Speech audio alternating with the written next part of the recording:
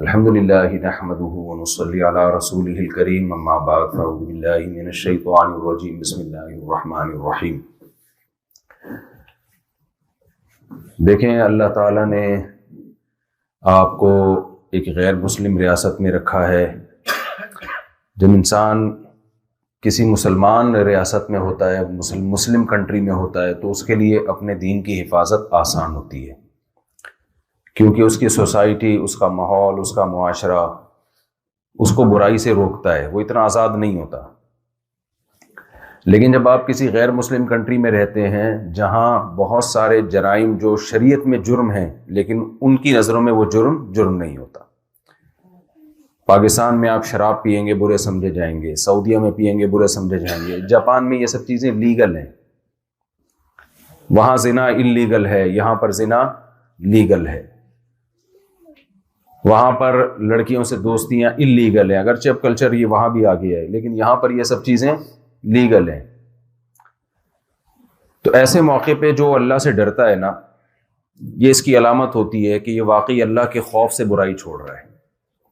اصل آزمائش ہوتی ہی جب ہے جب آپ کو برائی سے روکنے والا، ٹوکنے والا کوئی نہ ہو اور آپ صرف اللہ کے خوف سے برائی سے بچیں۔ سورہ ملک میں اللہ تعالیٰ کا کیا ارشاد ہے؟ الذین یخشون ربہم بالغیب، جو ایمان والے لوگ ہیں جن کے لیے اللہ نے آخرت رکھی ہے، اللہ نے ان کی صفات بیان کی ہیں کہ یہ لوگ اپنے رب سے بن دیکھے ڈرتے تھے۔ آپ جب دیکھتے ہیں کہ ٹریفک پولیس والا کھڑا ہوا ہے تو آپ قانون توڑتے نہیں ہیں، لیکن کوئی پوچھنے والا نہیں ہے، کوئی خفیہ کیمرہ بھی نہیں لگا ہوا، اس کے باوجود بھی اگر قانون نہیں توڑ رہے تو اس کی یہ علامت ہے کہ آپ ایک شریف شہری ہیں، آپ واقعی دل و جان سے ملکی قانون کو فالو کرتے ہیں۔ تو ہمیں اللہ نظر نہیں آتا۔ اللہ اگر نظر آنا شروع ہو جائے نا تو سارے کافر مسلمان ہو جائیں۔ اب جو لوگ اللہ کا انکار کرتے ہیں نا، وہ دلیل یہ دیتے ہیں اللہ نظر تو آتا نہیں ہے، اور باتیں اللہ نے کتنی ساری کر دی ہم سے، 2-4 حکام تھوڑی اللہ نے ہمیں دیے۔ اللہ نے ہمیں کہا بھائی 5 ٹائم پابندی سے نماز پڑھو، آرڈر جس نے دیا ہے وہ نظر نہیں آ رہا ہمیں، اور کام کتنے سارے، 2-4 باتیں ہوتی نا تو ہم کہتے چلو نظر نہیں آتا، ٹرائی کر لیتے ہیں، اگر ثابت ہو گیا کہ واقعی ہے تو ثواب مل جائے گا، ثابت نہیں ہوئے تو کون سا ہمیں کوئی بہت زیادہ ٹینشن اٹھانی پڑ رہی ہے۔ بعض دفعہ انسان کوئی ایسا کام کرتا ہے جس کے صحیح ہونے کا یقین نہیں ہوتا، لیکن وہ کہتا ہے ٹرائی کرنے میں جا کیا رہا ہے بھائی، ٹرائی کر لیتے ہیں۔ کسی ڈاکٹر نے آپ کو کوئی گولی دی اور کہا یہ کھاؤ گے 1 مہینہ تو آپ کے سر پہ بال نکل آئیں گے، آپ نے دوسرے ڈاکٹروں سے پوچھا، انہوں نے کہا بھائی کنفرم نہیں ہے، آپ کہتے ہیں ٹرائی کرنے میں کیا جا رہا ہے، ایک گولی ہی تو کھانی ہے، تھوڑی سی ٹینشن ہوگی، پانی کا گلاس لینا ہے، پنی سے گولی نکالنی ہے، 150 روپے کا خرچہ آئے گا، تو تھوڑی سی ٹینشن انسان لے لیتا ہے، رسک لے لیتا ہے ٹرائی کرنے کے لیے۔ لیکن اللہ میاں نے جو ہمیں احکام دیے نا، اللہ تعالیٰ نے، ایک تو یہ سمجھ لیں اللہ میاں کو اللہ میاں کہنا جائز ہے۔ میرے بیان میں بہت سے لوگوں نے نیچے لکھا ہوتا ہے اللہ کو اللہ میاں کیوں کہہ رہے ہو، تو میاں کا تو کچھ اور مطلب ہوتا ہے۔ تو دیکھیں، جب بھی کوئی چیز عرف میں جس معنی میں استعمال ہوتی ہے نا تو اس کو وہی مطلب ہوتا ہے جو لوگ اس کا معنی لے رہے ہوتے ہیں۔ جب ہم اللہ میاں کہتے ہیں تو اس کا مطلب تعظیم کے لیے کہہ رہے ہیں۔ ایک لفظ کہیں کسی اور معنی میں استعمال ہوتا ہے، کہیں کسی اور معنی میں استعمال ہوتا ہے، تو اللہ تعالیٰ بھی کہہ سکتے ہیں، اللہ میاں بھی کہہ سکتے ہیں۔ جیسے تو کا لفظ اردو میں توہین کے لیے ہے نا، آپ اپنے باپ سے کہیں تو کیا کر رہا ہے تو ابا کو خوشی ہوگی کہ غصہ آئے گا، بھائی تو سے کیوں بات کر رہا ہے، لیکن اللہ سے ہم تو سے بات کرتے ہیں، اللہ تو اکیلا ہے، اے اللہ تو جو ہے میرا محبوب ہے، اے اللہ تو نے مجھے پیدا کیا، تو وہاں تو توہین ہے، یہاں تو تعظیم ہے۔ تو ایک ہی لفظ جو ہے نا کہیں کسی معنی میں استعمال ہوتا ہے، کہیں، کیونکہ جب اللہ کی طرف تو کی نسبت کرتے ہیں توہین کے لیے نہیں کرتے، یہ تعلق ظاہر کرنے کے لیے کرتے ہیں، تعلق ظاہر کرنے کے لیے، اس کی توحید کے لیے بھی کرتے ہیں۔ تو میں اس کر رہا تھا کہ اللہ میاں ہمیں نظر نہیں آتے، لیکن اللہ میاں نے احکام ہمیں بہت سارے دے دیے۔ فجر کی نماز پڑھو، ظہر کی نماز پڑھو، عصر کی نماز پڑھو، مغرب کی نماز پڑھو، عشاء کی نماز پڑھو۔ پھر نماز پڑھنے کا بھی ایک طریقہ، پہلے وضو کرو، پہلے کپڑوں کو پاک رکھو، جسم کو پاک کرو، غسل فرض ہے تو غسل کرو، اور پھر 15 دفعہ ناک میں سارا دن پانی ڈالو، 15 دفعہ منہ دھو، 3 دفعہ 5 ٹائم جب وضو ہوگا تو 15 دفعہ منہ دھلے گا کہ نہیں دھلے گا؟ تو کتنا مشکل حکم دے دیا. پھر رمضان کے 1 مہینے کے روزے ہیں، پھر نظر کی حفاظت ہے، پھر چوری سے بچو، جھوٹ سے بچو، اتنے سارے حکام. باپ کی اور ماں کے قدموں میں جنت تلاش کرو، بوڑھے ماں باپ کی خدمت کرو، بیوی سے اچھے سلوک سے بات کرو، اس پہ خرچ کرو، اولاد کی تربیت کرو، سود سے بچو، کاروبار میں سود سے بچو، اور جوئے سے بچو، سٹے سے بچو. 2-4 حکام ہوتے تو ہم ٹرائل بیسس پہ کر لیتے. کیا نظر نہیں آ رہا؟ اب پتہ نہیں ہے یا نہیں ہے، لیکن چلو یار کرنے میں کیا جا رہا ہے. لیکن ایسا نہیں ہے، اللہ کے احکام تھوڑے نہیں ہیں، بہت زیادہ ہیں. اب یہاں جاپان کی مارکیٹوں میں ہم چلتے ہیں تو کتنا مسئلہ ہوتا ہے حلال ہے کہ حرام ہے، ہر چیز کو دیکھنا پڑتا ہے. تو اس لیے اللہ نے کہا یخشون ربہم بالغیب. میں اگر اپنا جلوہ دکھا دوں تو پھر تو ساری دنیا کے سارے لوگ انسان بن جائیں، پھر تو سب اللہ سے مانگیں، پھر تو سب لوگ ایک اللہ کے قائل ہو جائیں، پھر تو ساری دنیا شراب بھی چھوڑ دے گی، زنا بھی چھوڑ دے گی، 5 ٹائم کی نمازی بن جائے گی، جھوٹ بھی چھوڑ دے گی، اور ہر حکم کو پورا کرے گی ساری دنیا کے سارے انسان. لیکن اللہ نے آزمائش رکھی، اپنے آپ کو غیب کے پردوں میں بولو چھپا دیا. اے اللہ جب تو چھپا دیا ہے تو ہم تجھ پہ ایمان کیوں لے کر آئے؟ ایمان لائے بغیر اطاعت ہو سکتی ہے کیا؟ نہیں ہو سکتی نا. ہم تیرا یقین کیوں کریں؟ اللہ نے کہا بھائی میری پروڈکٹ کو دیکھو، جو چیز میں نے بنائی ہے ان کو دیکھ کر یقین کر لو کہ ان کا کوئی بنانے والا ہے، یہ نہیں بن سکتی خود سے. اور میرے کمالات کو دیکھو. نشانیاں دیکھ کے عقل مند اندازہ لگا لیتا ہے کہ یہ کس چیز کی نشانی ہے، اور بے وقوف نشانی دیکھ کے اندازہ نہیں لگاتا کہ یہ کس چیز کی نشانی. وہ کہتا ہے جب تک مجھے چیز نظر نہیں آئے گی میں مانوں گا نہیں. دیکھو آپ جب ہائی وے پہ سفر کرتے ہو تو نشانی ہوتی ہے اسپیڈ بریکر کی. عقل مند کو اسپیڈ بریکر نظر آ رہا ہوتا ہے؟ آپ کو شاید آ رہا ہوتا ہے. اگر نہیں آ رہا ہوتا تو بولے نا نہیں آ رہا ہوتا، نہیں آ رہا ہوتا. تو سائن بورڈ دیکھ کے نشانی ہے نا، یہ سائن بورڈ اسپیڈ بریکر ہے بھائی؟ اسپیڈ بریکر تھوڑی ہے، یہ اسپیڈ بریکر کی علامت ہے، علامت ہے. اس علامت سے آپ اندازہ لگا لیتے ہو آگے اسپیڈ بریکر ہے. آپ کو اسپیڈ کیا کرنی ہے؟ آہستہ. اب آپ کو چونکہ مجھے اسپیڈ بریکر نظر نہیں آ رہا تو میں نشانیاں دیکھ کے یقین نہیں لاتا کسی چیز پہ جب تک میں اپنی آنکھوں سے نہ دیکھ لوں. مجھے اپنی آنکھوں سے کوئی اسپیڈ بریکر نظر نہیں آ رہا، لہذا میں اسپیڈ وہی چوتھے گیئر میں گاڑی فل اسپیڈ سے چلاؤں گا. تو بھائی عقل مند کوئی اگر ہوگا نا تو وہ آپ سے کہے گا بھائی صاحب یہ اسپیڈ بریکر نظر نہیں آ رہا، تبھی تو علامت لگائی ہوئی ہے، کیونکہ جب نظر آئے گا تو بریک لگانے کا موقع گزر چکا ہوگا. اللہ جب نظر آئے گا نا قیامت کے دن تو پھر گناہوں سے بریک لگانے کا موقع بولے گزر چکا ہوگا. نماز کا موقع، روزے کا موقع، زکوٰۃ کا موقع، برائیوں سے بچنے کا موقع گزر چکا. پھر تو اچھے ابو جہل بھی مان لے آئے گا، فرعون بھی مان لے آئے گا. فرعون تو لے آیا تھا، ساری زندگی موسیٰ علیہ السلام کو تکلیفیں دیتا رہا، جب ایک ڈبکی لگی تو کیسا تمیز سے ایمان لایا کہ نہیں لایا. آمنت انہ لا الہ الا الذی آمنت بہ بنو اسرائیل. میں ایمان لے آیا اس اللہ پر جس پر بنی اسرائیل ایمان لائے. سچی مچی کا مسلمان ہوں میں، پکا ڈھکا. میرا وہی رب ہے جو موسیٰ اور ہارون کا رب ہے. صرف یہ نہیں کہہ رہا اللہ پہ ایمان لایا، ہر طرح کی کنفیوژن دور کر رہا ہے کہ اللہ پہ لایا اور اللہ بھی وہ جو کس کا اللہ ہے؟ موسیٰ کا اور ہارون کا، جو ان کی ساری زندگی میں دشمنی کرتا رہا ہوں. اب بڑے تمیز سے اور بڑی کلیریفیکیشن کر رہا ہے وہ ایمان میں.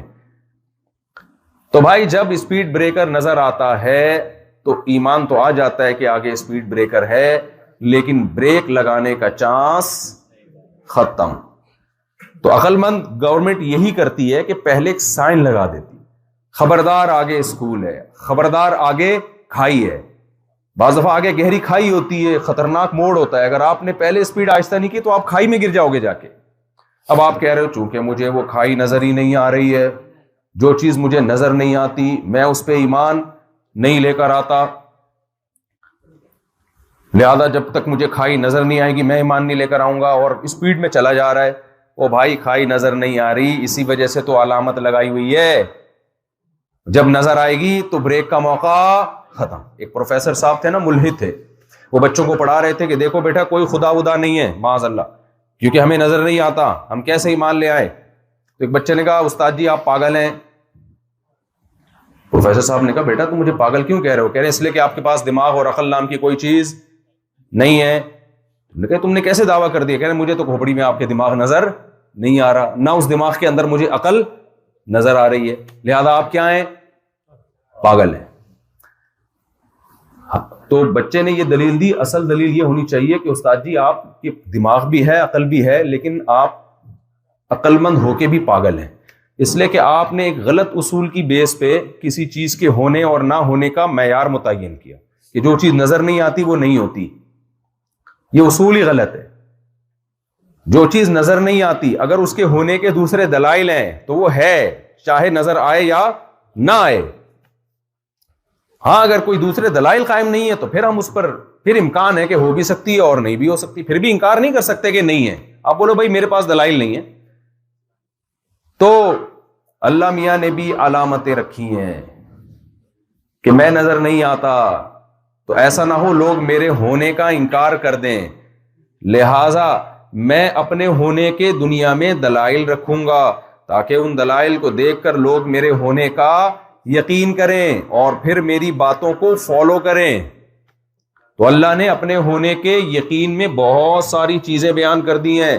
اللہ کہتے ہیں ان لکم فی الانعام لعبرہ. دیکھو جب جاپان کے شو روم سے ٹویوٹا کرولا نکل کے آتی ہے تو اپنے ہونے والے کے کمال, جو جس نے اس ٹویوٹا کو بنایا, ٹویوٹا کمپنی کیوں مشہور ہے؟ اپنی پروڈکٹ کی وجہ سے یا یوٹیوب کے کسی چینل کی وجہ سے؟ پروڈکٹ اس کی ایسی ہے, ایسی گاڑی مارکیٹ میں لائی ہے جو ہمارے یہاں نہیں ہوتی, ہم لوگ نہیں بنا پاتے, تبھی لوگ کہتے ہیں یار ٹویوٹا کرولا. یار ہونڈا کیوں مشہور ہے؟ اپنی پروڈکٹ کی وجہ سے. جس نے بھی اپنا کمال دکھانا ہوتا ہے وہ اپنی پروڈکٹ پیش کرتا ہے کہ نہیں کرتا؟ تو اللہ کہتے ہیں میں بھی اپنی پروڈکٹ پیش کروں گا تاکہ تمہیں پتا چلے کہ مجھ سے زیادہ صاحب کمال کوئی نہیں. تو اللہ کی پروڈکٹ کیا ہے؟ سب سے پہلی پروڈکٹ انسان. اللہ کہتے ہیں پانی کے قطرے کو ماں کے رحم میں لے کر گیا, ماں روٹی کھائے گی اس روٹی سے بچے کی آنکھ بنے گی, ماں روٹی کھائے گی اس روٹی سے بچے کی ناک بنے گی, ماں روٹی کھائے گی اس روٹی سے بچے کی زبان بنے گی, ماں روٹی کھائے گی اس روٹی سے بچے کا دل بنے گا, اور ماں روٹی کھائے گی اس سے بچے کے بال بنیں گے. ایک ایک چیز اس روٹی سے بن رہی ہے. پورا روبوٹ زندہ روٹی سے تیار ہو رہا ہے. بتاؤ یہاں جاپان کے میوزیم میں کوئی ایسا روبوٹ دیکھا جو روٹی سے بن کے وجود میں آیا ہو اور اس میں جان بھی ہو؟ اور پھر جب بچہ ماں کے پیٹ سے باہر آئے گا وہی روٹی کھائے گی, اب اس سے دودھ بنے گا. ہے بھائی ھذا خلق اللہ. اللہ کہتے ہیں یہ میرے کمالات ہیں. فارونی ماذا خلق الذین من دونی. جاپان والوں بتاؤ سائنسدانوں نے کیا بنایا؟ ایسا روبوٹ بنایا؟ تو یہ اللہ کے کمالات ہیں جس سے اللہ بتاتا ہے کہ میں ہوں اور میرے جیسا کوئی بھی نہیں ہے.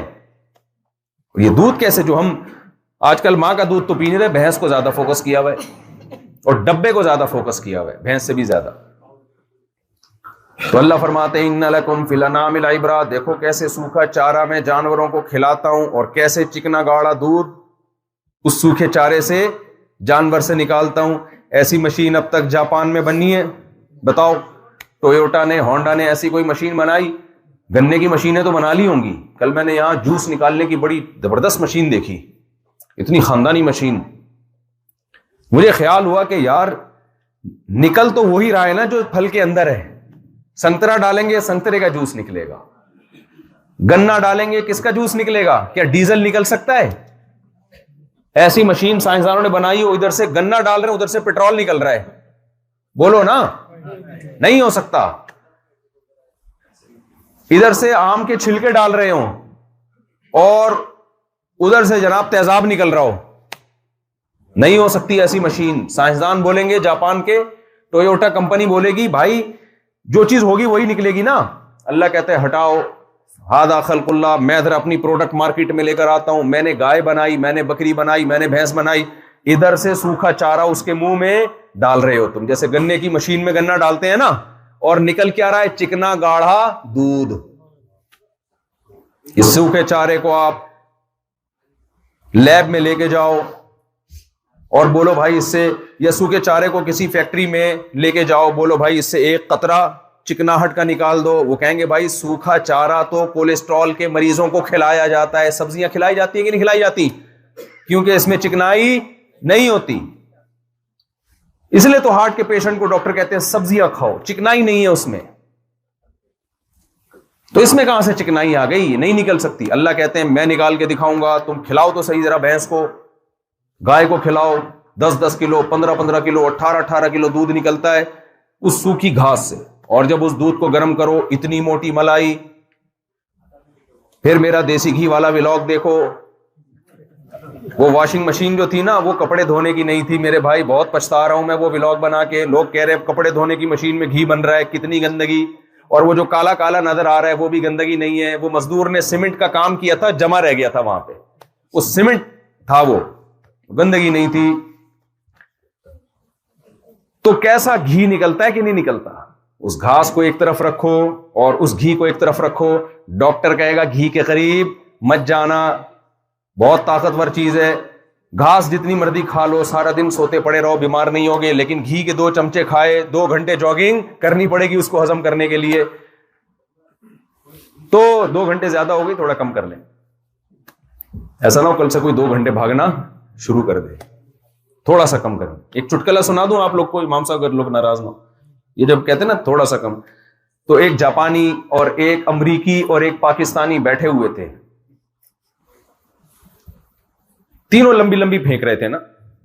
امریکی نے کہا کہ ہمارے جو جہاز ہیں, ہمارے جو خلائی مشینیں ہم بھیجتے ہیں نا آسمان میں, وہ بالکل آسمان سے چپک کے چلتی ہیں. اتنی ٹیکنالوجی میں ہم نے ترقی کی ہے, بالکل آسمان سے اتنی اوپر بھیجتے ہیں ہم, آسمان سے چپک کے چلتی ہیں. جاپانی پاکستانی نے کہا بالکل آسمان سے. امریکی نے کہا بس تھوڑا سا نیچے, تھوڑا سا نیچے. پھر جاپانی نے بولا ہماری جو سب میرینز ہیں, ہم نے اس میں اتنی ترقی کی ہے, وہ بالکل سمندر کی تہہ سے چپک کے چلتی ہیں. دونوں نے کہا بالکل چپک کے, تھوڑا سا اوپر, تھوڑا سا اوپر. اب پاکستانی کیا پیش کرتا بھائی؟ پاکستانی نے کہا بے تم لوگ کیا لائے ہو مارکیٹ میں, ہم لوگ کی ہماری جو قوم ہے ناک سے کھانا کھاتی ہے, ساری دنیا منہ سے کھاتی ہے, ہماری قوم کس سے کھانا کھاتی ہے؟ ناک سے. انہوں نے کہا بالکل ناک سے. انہوں نے کہا بس تھوڑا سا نیچے. انہوں نے کہا بس تھوڑا سا نیچے. تو ہم کسی سے پیچھے نہیں ہے, اس لیے شرمندہ نہ ہوا کرو. تو اللہ فرماتے ہیں ھذا خلق اللہ, یہ اللہ کی تخلیق ہے. بھائی یہ خود بخود نہیں ہو سکتی, بھینس, گائے, دمبے. میں لوگوں سے اکثر کہتا ہوں کہ آج انسان کی عقل پہ کیسی شامت آئی ہے یار. اللہ نے دمبا بنایا اور اس کے پیچھے چکی لگا دی. مجھے تو یہ بات پتہ ہی نہیں تھی. جب میں چمن میں کوئٹہ کے گاؤں دیہاتوں میں گیا نا, تو وہ دمبے کا گوشت پکا کے کھلاتے تھے, مزہ بڑا آتا تھا اس میں, اور ہضم بھی ہو جاتا تھا وہ. میں 2 مہینے رہ کر آیا چمن میں نا, تو میری صحت بہت اچھی ہونا شروع ہو گئی تھی, کیونکہ میرا پیٹ خراب رہتا تھا ہر وقت کراچی میں. اور میں, یہ بات ہوگی 30-35 سال پرانی, تو بلکہ 30-35 سے زیادہ ہو گئی, یہ 91-92 کی بات ہوگی, ہاں تقریباً 30 ہی سمجھ لیں آپ. تو میرا پیٹ 95-96 کی بات ہے, تو میرا پیٹ رہتا تھا خراب, اور میں باریک سا ہو گیا, دبلا, ایسے لگتا تھا جیسے کوئی یرقان کا مریض ہوتا ہے. یہ میں نوجوانوں کو بتا رہا ہوں صحت کا نسخہ. دوائیں کھا کھا کے ہر وقت کھانسی, ہر وقت کھانسی. جو مجھے دیکھتے بولتے کوئی شاید پیلیا کا مریض ہے یہ. اتنی طبیعت خراب, کھانسی, نزلہ, اور دبلا پتلا بالکل. بہت ٹینشن, حکیموں کے پاس گیا, ڈاکٹروں کے پاس گیا, ٹھیک ہونے کا نام بولو نہیں, پیٹ ہی خراب. خیر ان دنوں میں چمن میں دورہ صرف, دورہ نحو, کوئی ہمارے استاذ تھے, تو علاج کی نیت سے نہیں, میں 2 مہینے کے لیے وہاں گیا. شدید سردی میں, دسمبر جنوری میں. لوگوں نے منع بھی کیا تم اپنی صحت تو دیکھو, صحت تو دیکھو. اور اس میں جا کہاں رہے ہو چمن میں؟ دسمبر میں کون چمن کوئٹہ جاتا ہے, اتنی شدید سردی ہے. مجھے شوق تھا, میں نے کہا نہیں بھائی وہاں کچھ کورس ہو رہا ہے, میں جاؤں گا. میں جب گیا تو وہاں مجھے ایک عالم ملے, انہوں نے میری صحت دیکھی, انہوں نے کہا اس صحت میں یہ سردی بالکل بھی آپ پہ سوٹ نہیں کرتی, واپس نکل جاؤ. آپ کی, مجھے کھانسی ہو رہی تھی, نزلہ ہو رہا تھا, سر بھاری رہتا تھا, پیٹ ہر وقت خراب رہتا تھا. انہوں نے کہا بیٹا تمہاری صحت صحیح نہیں ہے. میں نے کہا نہیں, میں آیا ہوں, میں یہاں ابھی 2 مہینے پڑھ کے جاؤں گا. کمال کی بات یہ ہے کہ میں جب وہاں ٹھہرا ہوں تو ایک ہی دن میں میری صحت ٹھیک ہونا شروع ہو گئی. میں بلا مبالغہ کہہ سکتا ہوں بہت زیادہ اگر ڈیلے کروں نا تو 48 گھنٹے 2 دن میں کھانسی بالکل ختم. 2 دن میں کھانسی کیا ہو گئی؟ بالکل ختم. کوئی کھانسی کا سیرپ نہیں, کوئی میڈیسن نہیں, جو دوائیں تھی وہ تو ویسے ہی چھوٹ گئی. نزلہ بالکل بولے ختم. میں نے کہا یہ ہو کیا رہا ہے میرے ساتھ, ٹھیک کیوں ہو رہا, مجھے تو بیمار ہونا چاہیے. کھا کیا رہے ہیں؟ دمبے, لوبیا کھا رہے ہیں اور دمبا کھا رہے ہیں. اچھا دمبا کھا رہے ہیں تو دمبا بھی بڑا مزے کا ہوتا تھا. اب کیا ہوا کہ دودھ کی چائے بھی نہیں تھی, وہ صرف گرین ٹی تھی وہاں پہ. 2 مہینے بعد جب میں آیا ہوں, میں لال ٹماٹر اور ایسا موٹا تازہ, ایسے لگ رہا تھا قربانی کے لیے تیار کیا کسی نے اپنے فارم میں. ہوتے ہیں نا ہمارے یہاں تیار نہیں ہوتے. بڑی زبردست صحت میری ہو گئی, اور ویسے بھی میں کھانسی وانسی سب مارکیٹ سے کیا ہو گئی, شارٹ. اچھا رمضان میں آیا میں اپنے گھر نا, 2 مہینے بعد رمضان شروع ہو چکا تھا, روزہ تھا میرا. میں گھر آیا ہوں اور میں نے گھر میں آ کے جو پہلی افطاری کی ہے اس کے بعد میرا پیٹ دوبارہ اسی پوزیشن پہ آنا شروع ہو گیا جس پوزیشن پہ میں چھوڑ کر گیا. 4 دنوں میں دوبارہ, 4 دن تو نہیں, تھوڑا ٹائم لگا, لیکن دوبارہ کھانسی. میں نے کہا بھائی ڈاکٹروں حکیموں کو رکھو ایک طرف, یہ غور کرو یہ ہوا کیا ہے. 2 مہینے میں میں اتنا موٹا تازہ ہو گیا اور ایسا لال ٹماٹر. مجھے لوگ کہتے تھے کہ کوئی چہرے پہ میک اپ کیا ہوا ہے اس نے, یعنی یہ نوبت آ گئی تھی, کیونکہ پرانا بھی دیکھا تھا نا میں, نیا جب ریپیئر ہو کے آیا ہوں. انہوں نے بولا یار یہ کچھ گڑبڑ کر رہا ہے, اس کا چہرہ ایسا لال کیسے ہو گیا, حالانکہ وہ اوریجنل تھا, خون دوڑ رہا تھا ایسے چہرے میں اور آنکھوں میں. تو میں آپ کو بتاتا ہوں ہوا کیا. یہ اللہ کی پروڈکٹ کا بتا رہا ہوں آپ کو, یہ میں اپنی تعریفیں یا اپنے تجربے شیئر کرنا مقصد نہیں ہے. صحت میرا ٹاپک نہیں ہے, تو حکیم اور ڈاکٹروں کا ٹاپک ہے, لیکن کچھ عبرت کی چیزیں ہوتی ہیں جو ہر ایک کو فائدہ پہنچاتی ہیں. میں نے کیا کیا اصل میں آپ بتاتا ہوں. جب وہ دمبا پکا کے مجھے کھلاتے تھے تو میں کہتے تھے یار اتنا مزے کا اور اتنا گوشت ہم کھا رہے ہیں, ہضم بھی ہو رہا ہے. میں نے کہا ان کے کچن میں جا کے دیکھو کون سا کوکنگ آئل یہ استعمال کر رہے ہیں, کیونکہ آئل بہت ہوتا تھا, اس میں تیر رہا ہوتا تھا. میں باورچی کے پاس گیا, میں نے کہا بھائی اس طرح ماشے انڈی والا انخا دے دیغت مغت خو ندی کڑے. اس نے کہا کوئی دیغت مغت کی ضرورت نہیں ہے. میں نے کہا یار وہ ذرا گھی کا ڈبہ دکھا اور مسالے دکھا کون سے ڈال رہا ہے. اس نے کہا مسالے وسالے تو ہم ڈالتے ہی نہیں ہیں, صرف تھوڑا سا نمک اور کالی مرچ بس, اور کوئی مسالہ نہیں. ٹیسٹ کہاں سے آ رہا ہے؟ انہوں نے کہا اسی کا ٹیسٹ ہے, بس یہی مسالہ ہے. میں نے کہا بھائی گھی کا ڈبہ دکھا. اس نے کہا گھی کا ڈبہ کہاں سے آ گیا, گھی بھی میں تھوڑی پکاتے ہم, کوئی کوکنگ آئل نہیں ہے. میں نے کہا پھر یہ کیسے؟ انہوں نے کہا بھائی دمبا ہے تو اس میں چربی ہوتی ہے نا, وہی چربی میں پکتا ہے. اچھا ہم چربی یوں بھی اٹھا کے بھی کھایا کرتے تھے, اتنی مزے کی لگتی تھی. اس وقت تو مجھے تھوڑا صحت کے بارے میں زیادہ نالج تھی نہیں. بعد میں جب میں نے غور کیا, اچھا پیٹ بھی خراب نہیں ہو رہا, صحت بھی اچھی ہو رہی ہے, ہضم بھی ہو رہا ہے. ورنہ ڈاکٹر تو کہتے ہیں چربی کے قریب مت جانا, کولیسٹرول پیدا ہوگا اور یہ ہو جائے گا اور وہ ہو جائے گا. میں نے کہا ڈاکٹروں کی ایسی کی بولو تیسی. میں نے گھر میں تجربہ کیا, جب میں چربی میں کھانا پکا کے کھا رہا ہوں, جسم کو لگ بھی رہا ہے, صحت بھی اچھی بن رہی ہے. اور جب کوکنگ آئل جو چربی سے مہنگا اور بڑی بڑی کمپنیوں کے لیبل لگے ہوئے ہیں اس میں پکا کے کھاؤ تو وہی پیٹ کا بیڑا غرق ہو رہا ہے جو 2 مہینے پہلے تھا. اور جب مسالے ڈالو, دیکھو یہاں مسالے میں اور ادھر کے مسالوں میں فرق ہے. یہاں مسالے میں چیز پکی ہوئی پیٹ نہیں خراب کرتی. پاکستان میں کتنی اچھی کمپنی کا مسالہ ڈالو, جس کا پیٹ حساس ہے, گلا حساس ہے, فوراً پتہ چل جائے گا گڑبڑ ہے. تو کچھ عجیب عجیب چیزیں مسالوں میں ڈل رہی ہیں. میں آپ کو بتا دوں ساری زندگی ڈاکٹر و حکیموں سے بچے رہو گے. پاکستان میں مجھے یہاں کا زیادہ معلومات نہیں ہے, لیکن حقیقت ہے یہاں بھی پیکنگ کی چیزیں چھوڑ دو, بس جو اللہ نے پروڈکٹ ہمارے لیے پیدا کی ہے نا, اس سے بہتر کوئی چیز. اگر ڈاکٹر 100 دفعہ الٹا لٹک کے بیت اللہ کی چھت پہ کھڑا ہو کر کہے نا کہ ڈبے کا دودھ پیو, مت پیو ڈبے کا دودھ, 100 دفعہ اس کے فضائل بیان کرے. آپ بھینس کا دودھ پیو جو گوالا نکالتا ہے, چاہے وہ ساری دنیا کے سارے سائنسدان بولیں کہ اس میں جراثیم ہے. ابے جراثیم کی ایسی کی تیسی, پی لیں تو جراثیم یار, وہ نیچرل ہے. نہیں آئی میرا خیال ہے بات سمجھ میں؟ چھوڑ دو ان فضول باتوں کو. تحقیقات ہیں ڈاکٹروں کی, خود اپنی صحتوں سے دیکھو ڈاکٹروں کی. 65-70 سال کے بعد تو مجھے کوئی نظر, ہم نے تو اپنے نانا دادی نانی سارے 90-95 ان کو تو ڈبے کا پتہ ہی نہیں تھا, وہ تو یہ دودھ پیتے تھے گوالے کا جراثیم والا. اتنا جراثیم کو ہوا بنانے کی ضرورت نہیں ہے. ہاں اس گوالے کے دودھ میں دودھ ہو, گوالے کے اپنی پروڈکٹ شامل, بعض دفعہ اس میں بھینس کا دودھ کم ہوتا ہے, گوالے کا اپنا دودھ اس میں زیادہ ہوتا ہے, پاؤڈر ملایا ہوا ہے کوئی کیمیکل, یا جو ٹیکے لگا لگا کے بھینسوں سے دودھ نکال رہے ہیں, یہ نیچرل نہیں ہے. کیونکہ گائے دودھ دیتی ہے اللہ کی مرضی سے, اب جو دودھ دے رہی ہے وہ اللہ کی مرضی سے نہیں دے رہی, وہ گوالے کی مرضی سے دے رہی ہے. وہ ٹیکے لگا لگا کے زبردستی اس سے دودھ کیا کر رہا ہے, کھینچ رہا ہے. تو ڈبے کے تو قریب بھی مت جاؤ, ہم بھگتے ہوئے ہیں بہت, علاج کرا کرا کے تھک گیا تھا.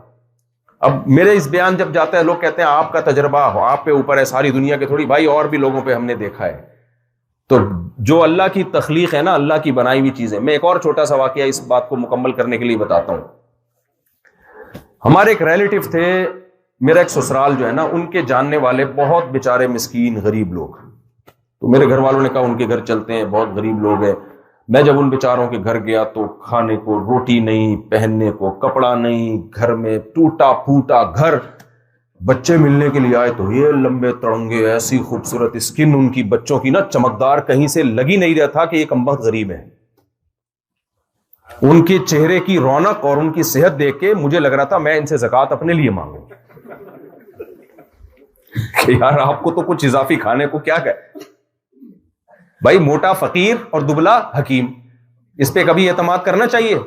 ابے حکیم اگر تو خود اتنی صحت کا ہے تو کیوں اتنا پتلا ہے, اور موٹا فقیر کا مطلب تو اضافی کھانے کو مل رہا ہے تبھی تو موٹا ہوا ہے, تو فقیر کہاں سے ہو گیا. تو میں نے کہا بھائی یہ جو مسئلہ ہے نا, یہ بندہ, یہ گھر والے جو ہے اتنے صحت مند ماشاءاللہ, اور بیماریاں بھی نہیں تھی. میں چونکہ وہ 2 مہینے بھگت کے آ چکا تھا نا, دمبے کی چربی پھوڑ پھاڑ کے آیا ہوا تھا میں, تو میرے ذہن میں وہ واقعہ بھی تھا. تو میں نے پوچھا بھائی یہ لوگ کھاتے کیا ہیں؟ تو وہ ان کی جو والدہ تھیں بچوں کی, انہوں نے بتایا بیٹا ہم تو غریب لوگ ہیں, ہمیں تو یہ ڈالڈا اور یہ کوکنگ آئل خریدنے کے پیسے نہیں ہیں. ہم بقرعید میں یہ کرتے ہیں کہ جو جانور ذبح ہوتے ہیں نا رشتہ داروں میں, ان سے ہم جا کے چربی لے لیتے ہیں رشتہ داروں سے. وہ چربی کو ہم پگھلا کے ڈبوں میں جمع, پورے سال ہم غریب بیچارے وہی چربی کھاتے ہیں. مجھے وہی چربی یاد آ گئی. کون سی چربی؟ وہ جو ہم نے چمن. میں نے کہا اصل میں غریب تو وہ ہے جو بیچارہ ڈالڈا اور کوکنگ آئل کھا رہا ہے, جو چربی کھا رہا ہے وہ غریب نہیں ہے. اور قرآن سے بھی ثابت ہے, قرآن سے, قرآن مجید کیا کہتا ہے؟ اللہ کہتے ہیں ہم نے یہودیوں کے برے اعمال کی وجہ سے یہودیوں پہ چربی کو حرام کر دیا تھا. یار چربی میں کوئی خاص بات تھی جو گناہوں کی سزا میں کیا حرام ہو رہی ہے؟ چربی حرام ہو رہی ہے. اب ڈاکٹر جو آج کل رپورٹیں پیش کر رہے ہیں چربی نہیں کھاؤ, ایکچولی کوکنگ آئل جو یہ ٹوپی ڈرامہ جو آج کل چل رہا ہے, تو ڈاکٹر اگر قرآن کی آیتیں پڑھے اس کو تو قرآن پہ اعتراض ہوگا کہ اللہ تو نے یہودیوں کو بڑی زبردست سزا دی, اس سے تو ان کی صحتیں کیا ہو گئی ہوں گی بہترین, کیونکہ چربی کیا ہو گئی, اب چربی حرام ہوگی تو کس میں کھانا پکا کے, سرسوں کے تیل میں ہی پکائیں گے نا, یا تو سرسوں کے تیل میں پکائیں گے, زیتون کے تیل میں حالانکہ زیتون کے تیل ویسے کچا کھائیں, پکانے کا نہیں ہے وہ, پکانا پکائیں گے کس میں, کوکنگ کس میں ہوگی. تو چربی تو ہو گئی بیچاروں پہ حرام. تو ظاہر ہے ڈالڈا پہ ہی آنا تھا ان لوگوں نے, ہو سکتا ہے انہی یہودیوں نے یہ کوکنگ آئل ایجاد کی ہوں کہ ہم پہ تو چربی حرام ہو گئی, اب چلو پبلک کو کیا کھلاؤ, کوکنگ آئل پہ ڈال دو, یہ جو آج کل آ رہا ہے. تو اللہ میاں نے اگر چربی حرام کی ہے نا سزا کے طور پر, اس کا مطلب چربی میں کوئی خاص چیز بولو ہے. ہاں یہ بات ضرور ہے, ایسا نہ ہو آپ چربی پھوڑنا شروع کر دیں. جب انسان کھائے گا چربی تو کام بھی چربی والے ہونے چاہیے. جب آپ کی خوراک گوشت ہوتی ہے تو اسٹائل بھی گوشت خوروں کا ہونا چاہیے. کھا آپ گوشت اور چربی رہے ہو, اسٹائل بکریوں والا لائف اسٹائل, تو پھر یہ خوراک آپ ایڈجسٹ. دیکھو جتنے بھی جانور جو گوشت اور چربی کھاتے ہیں ان کا لائف اسٹائل دیکھو, شیر گھاس کھاتا ہے یا گوشت اور چربی کھاتا ہے, تو اسٹائل کیسا ہے اس کا, دھاڑ بھی, دوڑتا بھی ہے, یہ نہیں کہ سارا دن پڑا رہے, شکار کرتا ہے, جنگ کرتا ہے, لڑتا ہے, 4-4 8-8 شیرنیوں کو ایک ٹائم پہ پالتا ہے. بکری کا یہ اسٹائل نہیں ہے, بکری گھاس کھاتی ہے بیچاری, میں کرتی ہے. تو اگر آپ گوشت کھاؤ گے تو آپ کے لیے بھاگنا, دوڑنا اور شادیاں معذرت کے ساتھ یہ ساری چیزیں کیا ہیں؟ بولو کام پھر وہی. یہ جو بعض لوگوں کو چربی کھا کے نقصان ہوتا ہے نا, یہ چربی کی وجہ سے نہیں ہوتا, اور ڈاکٹر منع بھی اس لیے کر دیتے ہیں کہ ان کا کھا تو وہ چربی رہے ہیں, لائف اسٹائل ان کا گوشت خوروں جیسا نہیں ہے. سارا دن آفس کے سامنے کمپیوٹر پہ ٹھش پش بٹن دباتے رہیں گے بیٹھ کے, اور کوئی کام دھندا ہوتا نہیں ہے. تو پھر ظاہر ہے جب پراٹھے وراٹھے پھوڑیں گے چربی کے اور چربی کھائیں گے تو ایک دن دھماکے کے ساتھ پھٹ پھٹا کے ہلاک. ایسے ہی جیسے غبارے میں ہوا بھر رہے ہو اور ہوا نکلنے کا راستہ ہے نہیں, تو غبارہ تو پھٹ کے برباد ہو جائے گا نا. تو پھر ایسے لوگوں کے لیے پھر بہتر یہی ہے کہ وہ صرف خربوزے پہ گزارا کریں, جو سارا دن پڑے رہتے ہیں, نہ ہلتے ہیں نہ جلتے ہیں اور شادی بھی نہیں کرتے. تو وہ ان کے لیے بہتر یہی ہے کہ وہ کیا کھایا کریں بھائی؟ گھاس. ان کے لیے دودھ مکھن بولو نہیں ہے. اور آخری بات کر کے بس میں اپنے ٹاپک کو سمیٹتا ہوں. پھر مجھے ایک بات جب میں سوچتا ہوں تو پھر دلائل بھی آتے ہیں دماغ میں. پھر مجھے ایک بات یاد آئی, میں نے کہا یار ہم لوگ کتنے بے وقوف ہیں, کتنے زندگی ہم نے تباہ کر دی ہے کوکنگ آئل کھاتے کھاتے. ایک کامن سینس کی بات ہے کہ اللہ میاں نے, اچھا وہ کہتے ہیں وہ جو دمبے کے پیچھے چربی ہوتی ہے نا چمن میں, انہوں نے کہا کہ اس چربی میں ہم پکاتے ہیں, وہ چکی جو ہے نا اسی چکی میں گوشت پکتا ہے. میرے دماغ میں دلیل آئی کہ اللہ بار بار ان جانوروں کی نعمت بیان کرتا ہے کہ یہ دمبا میں نے کس کے لیے پیدا کیا؟ تمہارے لیے. اس کا اون سے بھی فائدہ اٹھاؤ, اس کے گوشت سے بھی. تو اتنی بڑی چکی جو دمبے کے پیچھے لٹکا دی, کیا وہ دمبے کے فائدے کے لیے؟ بولو نا. اصل میں وہ قدرت کی طرف سے سائن ہے کہ یہ جو دمبا یہ جو گوشت ہے نا, یہ جس گھی میں پکے گا, یہ ڈبہ کمپنی کی طرف سے فری ہے. نہیں آئی بات؟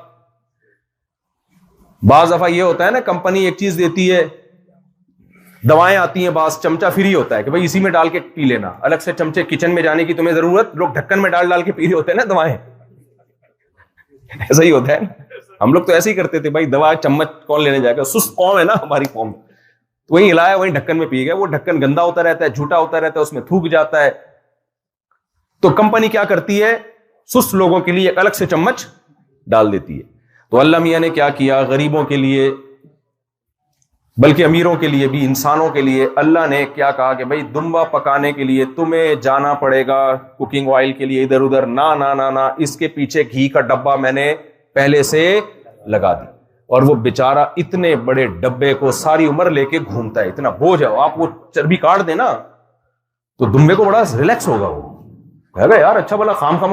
وہ کہیں چھلانگ لگاتا ہے, وہ اچھل کے ٹرک کر کے لگتا ہے, اس کے ہر طرح کی ٹینشن ہے اس ڈبے میں. لیکن اللہ میاں نے کہا یہ ٹینشن تو اٹھائے گا, کیونکہ میں نے تجھے تیرے لیے پیدا نہیں کیا, میں نے تجھے انسانوں کے لیے پیدا کیا. لیکن انسانوں کو کمپنیوں نے بنا دیا الو. کمپنی نے بولا نا ایکچولی یہ جراثیم ہوتے ہیں, ایکچولی کولیسٹرول اور ایکچولی ٹوپیڈراما, یہ جو تیزاب سے دھلا وہ آئل ہے نا جو چمک رہا ہے, حالانکہ وہ چمک اس لیے رہا ہے پتہ نہیں کون کون سے کیمیکل ڈال کے اس کو دھویا انہوں نے. یہ ہے اصل آپ کی صحت کے لیے. اور اس میں ایڈورٹائزمنٹ میں اچھلتے کودتے بچے بھی دکھا رہے ہیں کہ بچے نے وہ کوکنگ آئل کا پکا ہوا کھانا کھایا اور ایسے بھاگ رہا ہے, دوڑ رہا ہے, اور میاں بیوی مسکرا کے ایک دوسرے کو لک میں کھلا رہے ہیں یہ آئل کھاؤ گے تو آپ میں محبت پیدا ہو جائے گی. اس سے محبت پیدا نہیں ہوگی.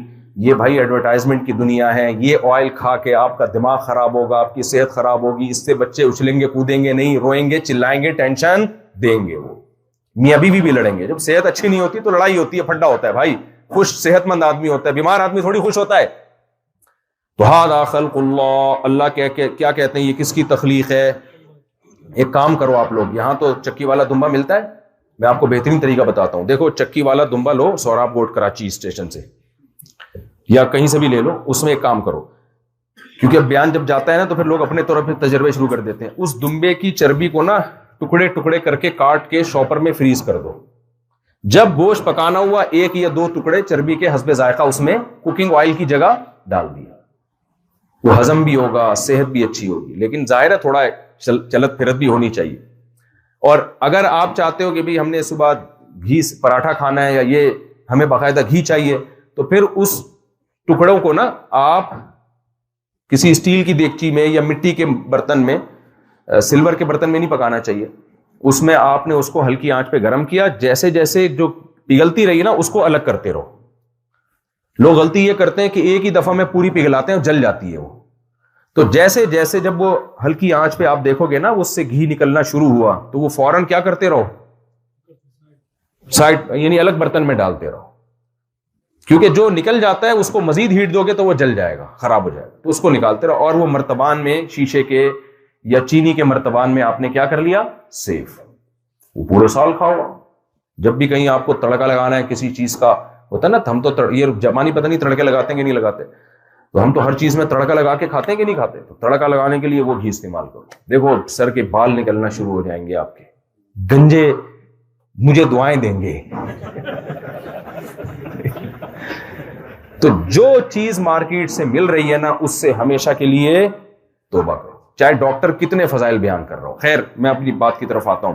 تو دیکھو، ایک اللہ نے گھی کا ڈبہ دمبے کے پیچھے لگا دیا، اور ایک ہمارے سائنٹسٹ اور ڈاکٹر ریکمینڈ کر رہے ہیں. تو ڈاکٹروں کی چیزیں تو میں نے استعمال کر کے دیکھی، ہمیں کوئی فائدہ نہیں ہوا. جب اللہ میاں نے جو دمبا بنایا میرے لیے، اللہ نے کہا 2 مہینے ذرا یہ کھا کے دیکھ، ساری بیماریاں مارکیٹ سے کیا ہو گئیں؟ شارٹ. تو اللہ کہتے ہیں ہذا خلق اللہ، قرآن میں کہتے ہیں یہ کس کی تخلیق ہے؟ اللہ کی تخلیق ہے. فارونی ماذا خلق الذین من دونی، لاؤ میرے علاوہ جس نے جو پیدا کیا ذرا وہ بھی تو لے کر آؤ نا. کوئی نہیں لا سکتا اللہ کے مقابلے میں. تو یہ اللہ کی نشانیاں ہیں جس سے ہمیں اللہ کے ہونے کا بولو پتہ چلتا ہے. جب اللہ کے ہونے کا پتہ چلتا ہے تو پھر اللہ کے احکام بھی تو ماننے چاہیے نا. تو بھائی اللہ صرف زبانی کلامی دعووں کو نہیں مانتا، اللہ کہتے ہیں اپنے عمل سے ثابت کرو کہ تم مجھے مانتے ہو. تو آپ نے یہاں 5 ٹائم نماز پڑھ کے ثابت کرنا ہے کہ ہم اللہ کو مانتے ہیں. تو بتاؤ عزم کرتے ہو کہ 5 وقت جماعت کے ساتھ نماز پڑھو گے؟ اور اگر کبھی چھوٹ جائے نا، اپنے اوپر جرمانہ رکھو سزا کے طور پہ. دوسری بات، نظر کی حفاظت کرنی. کسی عورت کی ضرورت کے وقت دیکھنا جائز ہے، کوئی کاروباری ڈیلنگ، کیونکہ یہاں تو خواتین لڑکیاں بہت جاب کرتی ہیں، کوئی ضرورت کے وقت ہے، لیکن اس میں دل کو کیا رکھنا ہے؟ آپ کے لیے اللہ نے صرف آپ کی بیوی کو بنایا، اس کے علاوہ آپ کے لیے کسی عورت سے لذت حاصل کرنا، حدیث میں آتا ہے آنکھ بھی زنا کرتی ہے، کان بھی زنا کرتے ہیں، زبان بھی زنا کرتی ہے. کسی عورت سے آپ مزے لے لے کے بات کر رہے ہو، یہ زبان کا زنا ہے. اس کی آواز سن کے دلچسپی لے رہے ہو، یہ کس کا زنا ہے؟ یہ بدکاری ہے. یہ آپ کا کان زنا کر رہا ہے. آپ اسے دیکھ کے مزے اڑا رہے ہو، یہ آپ کی آنکھ کیا کر رہی ہے؟ اس وقت زنا کر رہی ہے. تو ہر طرح کے زنا سے اپنے آپ کو بولو بچانا ہے. اللہ نے اس کا متبادل نکاح دیا ہے. بھائی بیوی بناؤ، عزت کے ساتھ گھر لے کر آؤ اس کو. اور میں تو بار بار بولتا ہوں، ایک نہیں، اللہ نے کتنی اجازت دی تھی؟ 4 کی. لیکن حقوق بھی ہوں، عدل بھی ہو، برابری ضروری ہے ان کے درمیان. تو زنا سے بچنا ہے، سود سے بچنا ہے، اور بدنظری سے بچنا ہے. رمضان کا روزہ چھوڑنے کا مسلمان تصور نہیں کر سکتا. بھائی اسلام کا رکن ہے، اس کے بغیر اسلام ہے نہیں. زندگی میں ایک دفعہ حج کو رکھتے ہیں بڑھاپے کے لیے، سارے کاموں سے فارغ ہو جائیں گے، اب پیسہ کرنے دھرنے کا کچھ نہیں ہے، چلو اب کہاں چلتے ہیں؟ چلو جی حج کرتے ہیں. نا بھائی، جیسے ہی پیسہ آ گیا، جب حج کی درخواستیں جا رہی ہوں اور آپ کے پاس اتنا پیسہ ہو کہ آپ فیس جمع کرا سکتے ہو، حج کے خرچے اٹھا سکتے ہو، تو علماء کیا کہتے ہیں؟ بھائی حج آپ پہ فرض ہو گیا. ہاں اس دوران پیسے نہیں ہیں، اس سے آگے پیچھے آئے تو پھر فرض نہیں ہے. جب درخواستیں جا رہی ہو نا، اس وقت اگر آپ کے پاس اتنا پیسہ ہو تو آپ پہ حج فرض ہے، تو اس کو ڈیلے مت کرو. اور بھائی نبی صلی اللہ علیہ وسلم نے ہمیں داڑھی بڑھانے کا حکم دیا. گوروں کا کلچر ہے داڑھی کٹانا، تو ہمت کر کے داڑھی کو اللہ کا حکم سمجھ کے بڑھا لو. کیا خیال ہے بھائی؟ اور دوسری بات یہ کہ اللہ تعالیٰ نے ہمیں رشتہ داری توڑنے کا حکم دیا یا جوڑنے کا؟ غیر مسلم کا ماں باپ سے تعلق کمزور ہو گیا ہے، بہن بھائیوں سے تعلق کمزور، ہم نہیں کر سکتے. ہمارا بھائی ہے، بہن ہے، ماں باپ ہیں، ہم نے ان سے جوڑ کے رکھنی ہے. وہ کٹے تو بھی کیا کرنا ہے؟ نبی کی حدیث ہے، صحیح حدیث ہے، لیس الواصل بالمکافأہ، فرمائے رشتہ داری جوڑنے والا وہ نہیں ہے کہ وہ اچھا سلوک کرے تو آپ بھی کرو. یہ تو ہر ایک، یہ تو دوست بھی اچھا سلوک کرے تو آپ کر لیتے ہو. فرمایا وہ اچھا نہیں بھی کر رہا تو بھی آپ نے اچھا کرنا ہے. تو اپنے ماں باپ کو ہمیشہ یاد رکھنا ہے، ان سے ملنا ہے. جو یہاں سفر میں اپنے ماں باپ کو ہر 2 دن کے بعد 1 دن کے بعد فون کیا کرو، طبیعت پوچھے گا، بیزاری نہ کیا کرو، یار ابا کا فون آ گیا، وقت بے وقت فون کرتے رہتے ہیں، کیا باتیں تو کوئی ہوتی نہیں ابا کے پاس. تو ایسا نہیں ہے بھائی، آپ خود فون کر لیا کرو ڈیلی بیسس پہ. آپ رکھو یار 10 سے 15 منٹ روزانہ میرے کس کے لیے؟ اپنے ابا کے لیے، اپنی اماں کے لیے. یہ وہ بات چیت ہوگی جو صرف کس کے لیے ہوگی؟ اللہ کے لیے. آپ بولو بھائی میں کس کے لیے اپنے ابا اماں کو یاد رکھ رہا ہوں, ان کو خرچہ بھی بھیجا کرو. تو اسی طرح بھائی بہن ہیں, رشتہ دار ہیں, ان کی دعوت کر کے جوڑ پیدا کیا, ان کو ہدیے دے کے, جتنا جوڑ ہدیوں سے بنتا ہے نا اتنا کسی چیز سے نہیں بنتا. اور ہدیوں میں سب سے بہتر ہدیہ ہے کیش. دیکھو آپ جب جاتے ہو کمپنی میں جاب کرتے ہو تو کمپنی آپ کو چیزیں دے گی اس سے زیادہ خوش ہوگی یا کیش دے گی اس سے زیادہ خوش ہوگی؟ آپ گئے کمپنی میں, بھائی مجھے میری تنخواہ کتنی, انہوں نے کہا ہم آپ کو 1 لاکھ روپے کے موبائل دیا کریں گے ہر مہینے. آپ کہو مجھے موبائل نہیں چاہیے, مجھے پیسہ چاہیے, میری مرضی میں موبائل خریدوں, میری مرضی میں کچھ اور خریدوں, اس سے کیا خیال ہے؟ تو سب سے بہتر ہدیہ جو آپ اپنے بہن بھائیوں کو دو گے وہ کون سا ہے؟ یہ ہماری سوسائٹی میں ختم ہو رہا ہے یہ رواج. بہن بھائیوں کو عید بقرعید پہ تو کھلا تو دیتے ہیں, یہ بھی غنیمت ہے, اچھی بات ہے. اصل چیز کیا ہے؟ بہن بھائیوں کو کیا دیا کرو. ایک آدمی نے کہا میرے بڑے بھائی سے بڑے تعلقات خراب ہیں, وہ ہر وقت ڈانٹ ڈپٹ کرتا ہے اور رشتہ دار میں مجھے ہر وقت ذلیل کرتا رہتا ہے, تو میں جو ہے نا بڑا یہ, میں نے کہا بھائی تو ایسا کر, تو مالدار ہے, وہ بڑا بھائی تیرا غریب ہے, تو ایسا کر کے اس کو نا لفافے میں پیسے ڈال کے کیش اماؤنٹ ہدیے کے طور پہ دے دیا کر. تو اس نے دیے تو کہہ رہا ہے وہ بڑا غصہ کر رہا ہے, اپنی غیرت کے خلاف سمجھ رہا ہے. میں نے کہا دیکھو پیسہ آتا ہوا کسی کو برا نہیں لگتا, یہ ذہن میں رکھنا, کسی کو برا نہیں. میں نے کہا آپ کا چھوٹا اگر آپ کو دے پیسے, آپ کو اوپر سے آپ بناوٹی وہ کرو گے, تیری دل چاہ رہا کہ 6 لفافے اور لے آ تو کسی طریقے سے. جیسے جج صاحب جو تھے نا کورٹ میں فیصلہ سنانے لگے تو وکیل نے کہا 1 منٹ جج صاحب, میرا جو موکل ہے نا اس کی دلیل یہ کتاب قانون کی اس کے صفحہ نمبر 325 پر لکھی ہوئی ہے دلیل. جب جج نے وہ کتاب کھول کے دیکھی تو 5000 کا نوٹ تھا اس میں. جج نے کہا ایسی 2 دلیلیں اور چاہیے مجھے.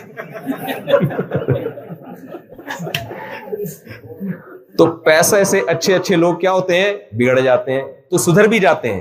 یہی پیسہ غلط استعمال ہو تو رشوت ہے, حرام خوری کا ذریعہ ہے.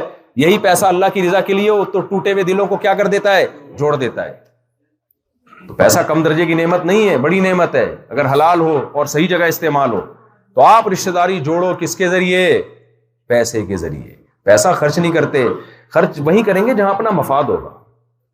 میں ملک کا نام نہیں لینا چاہیے, کسی دوسرے ملک میں تھا تو مجھے کسی نے بتایا کہ ایک گورے کا فون آیا اپنے ابا کے پاس نا, اور کہا کہ میں آپ کو کافی پلانا چاہتا ہوں. تو اس کے ابا نے کہا آج میرا بیٹا مجھ سے کچھ چاہتا ہے پیسے ویسے مانگنا, ورنہ یہ اتنا نیک نہیں ہے کہ مجھے بلا وجہ کافی پلائے. تو آپ چاہتے ہو کہ یہ کلچر ہماری سوسائٹی میں آئے؟ اور ہے, ہمارے ہاں بھی ایسا ہی ہے. جب ابا سے کچھ مطلب ہوتا ہے, بیگم جب زیادہ اچھا سلوک کر رہی ہے اس کا مطلب اس کو کیا چاہیے؟ ان بیگموں کی بات کر رہا ہوں جو بیان نہیں سنیں گی میرا. شوہر کبھی اپنا مفاد ہوتا ہے جب بیوی سے اچھا سلوک کر رہا ہوتا ہے, ماں باپ سے. بھائی مفاد سے ہٹ کے کس کے لیے؟ اللہ کے لیے بھی تو کچھ کرو یار. ہمیں کچھ نہیں چاہیے, شکریہ تک نہیں چاہیے, یہ لو پیسے, بتاؤ بھی نہیں کسی کو میں نے بھائی کے ساتھ بہن کے ساتھ تعاون کیا. اللہ اس کا اجر دے گا قیامت کے دن. تو یہ چیزیں ہماری سوسائٹی سے ختم ہو رہی ہے, ان کو ہم نے پاکستان میں بھی زندہ کرنا ہے, اور انڈیا بنگلہ دیش کے لوگ بھی ہوں گے یہاں پہ, انڈیا بنگلہ دیش میں بھی اور جاپان میں بھی جہاں آپ اس وقت رہ رہے ہیں, اور پوری دنیا میں ہم نے ان چیزوں کو بولو اللہ اس کے حکم کو ہم نے زندہ کرنا ہے. اللہ تعالی ہم سب کو سمجھنے کی عمل کی توفیق عطا فرمائے. مختصر دعا کر لیتے ہیں, میرا خیال ہے سوال جواب کا ٹائم تو ختم ہو گیا, پھر کبھی انشاءاللہ. الحمدللہ رب العالمین والعاقبۃ للمتقین والصلاۃ والسلام علی رسول الکریم وعلی آلہ وصحبہ اجمعین. ربنا آتنا فی الدنیا حسنۃ وفی الآخرۃ حسنۃ وقنا عذاب النار. صلی اللہ تعالی علی خیر خلقہ محمد وعلی آلہ وصحبہ اجمعین.